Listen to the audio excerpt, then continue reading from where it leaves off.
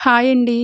పూస పూసలాంటి స్వచ్ఛమైన నెయ్యిని మనం ఇప్పుడు ఇంట్లోనే ఎక్కువ శ్రమ పడకుండా పెరుగు తోడుపెట్టి వచ్చే వెన్నతో కాకుండా ఇలా పాల మీద మీగడతో చాలా సింపుల్‌గా నెయ్యి చేయడం పెద్ద పని అనుకునేవాళ్ళు ఈ వీడియో ఒక్కసారి చూస్తే ఇట్టే చేసేస్తారు. అంత సింపుల్‌గా చేసేయచ్చండి. ఎలా చేయాలో చూద్దాం పదండి.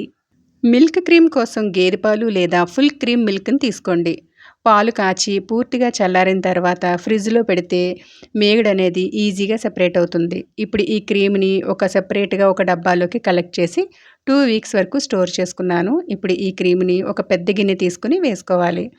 ఇలా పెద్ద గిన్నె తీసుకోవడం వల్ల మనకి క్రీమ్ అనేది బయటకి చెదరకుండా మనకు బాగా బ్లెండ్ అవుతుంది. ఇక్కడ నేను బ్లెండర్ అనేది యూజ్ చేస్తున్నాను. లేదా మీరు విస్కర్‌తో కూడా చేసుకోవచ్చు. విస్కర్ అయితే టైమ్ టేకింగ్ అండి.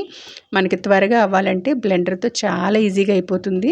ఇప్పుడు ఈ బ్లెండర్‌ని ఫస్ట్ స్పీడ్‌లో పెట్టి 5 మినిట్స్ వరకు బ్లెండ్ చేసుకోవాలి. మిల్క్ క్రీమ్ అన్నది బాగా క్రీమీగా, థిక్‌గా మారుతుంది.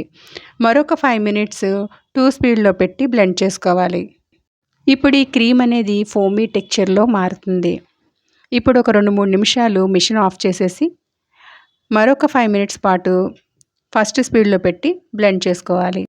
క్రీమ్ అన్నది బాగా దగ్గరగా అయిపోతూ ఇప్పుడు వాటర్ అనేది ఈ వెన్నలోంచి సెపరేట్ అవుతుంది. అప్పటి వరకు మనం బ్లెండ్ చేసుకోవాలి.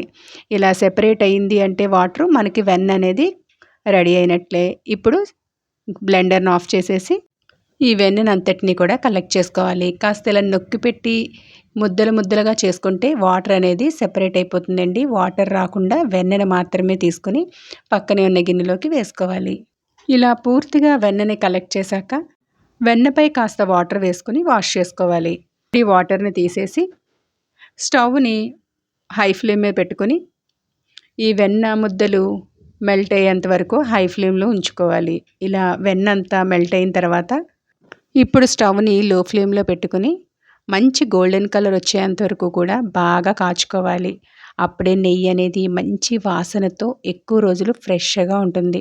ఇలా బాగా మరిగిన తర్వాత స్టవ్ ఆఫ్ చేసేసి పూర్తిగా చల్లారిన తర్వాత ఒక గాజు సీసాలోకి వేసుకున్నామంటే ఎంతో స్వచ్ఛమైన ఇంటి నెయ్యి రెడీ అయినట్లే. ఇలా ఒక స్ట్రెయినర్ సహాయంతో ఫిల్టర్ చేసుకున్నామంటే ఎప్పుడు కావాలంటే అప్పుడు వేడి వేడి అన్నంలో, పప్పన్నంలో నెయ్యి వేసుకొని తింటే చాలా కమ్మగా ఉంటుందండి. ఇక్కడ నాకు అర కేజీ వరకు నెయ్యి వచ్చింది. 2 వీక్స్ మీగడది.